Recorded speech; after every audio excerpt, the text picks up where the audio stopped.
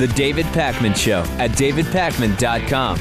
All right, we're back on the show. Coming up Thursday, Lewis, we are going to run our interview with Wendell Potter.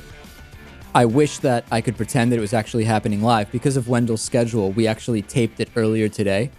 It is a fascinating interview. Wendell Potter, of course, the former Cigna vice president of corporate communications, who essentially became a whistleblower about some of the practices used by health insurance companies.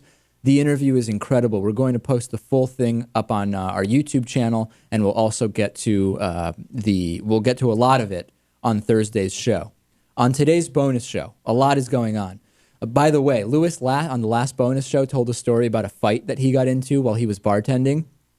It's the most downloaded bonus show yet. People are absolutely loving it.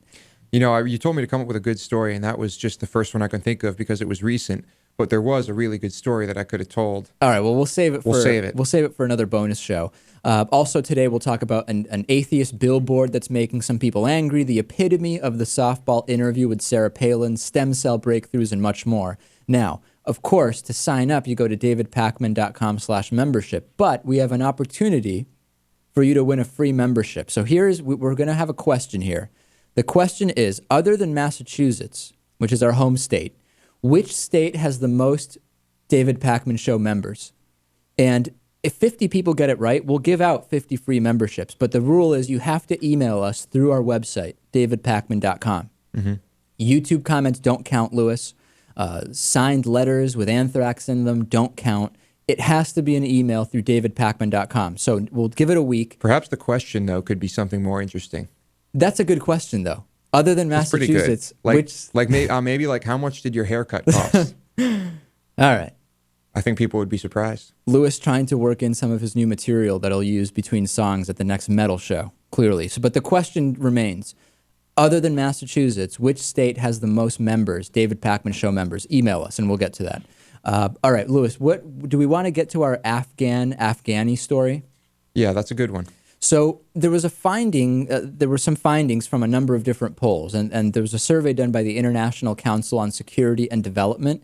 92% of young Afghan men don't even know about 9/11.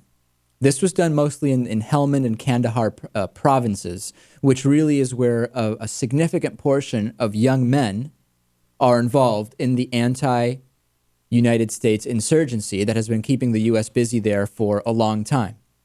So the country that produced the 9/11 terror attacks has a population where apparently almost none of the people fighting against the U.S. have even heard of the worst terror attack in U.S. history. Significant? Maybe just a reflection of the teachings over there. Well, it's a reflection of a lot of things. There's no media, there's no education in many cases. Lack of media, lack of literacy. But imagine not knowing about 9/11, seeing that the U.S. soldiers are there. Talk about motivation for insurgent actions. I mean, we were trying to figure out how we can get the insurgency to die down 10 years after 9/11 happened.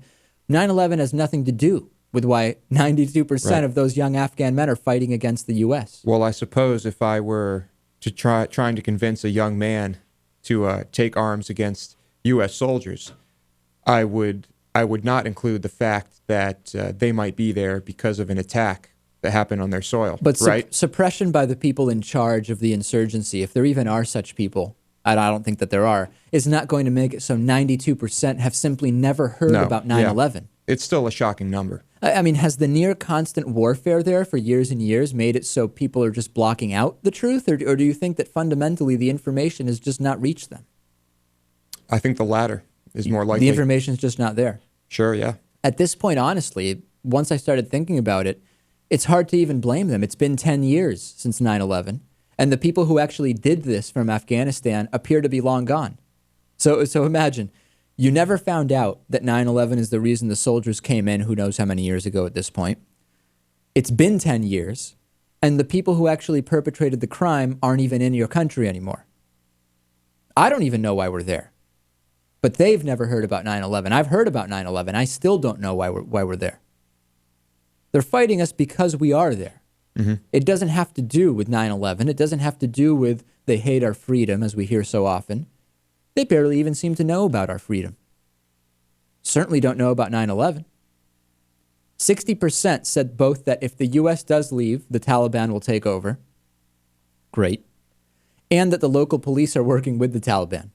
So there is no end in sight here, clearly. There is no solution in sight. There is no winning in sight. There's not even a definition of winning in sight. The question is whether the U.S. should continue to be a part of a situation with no solution.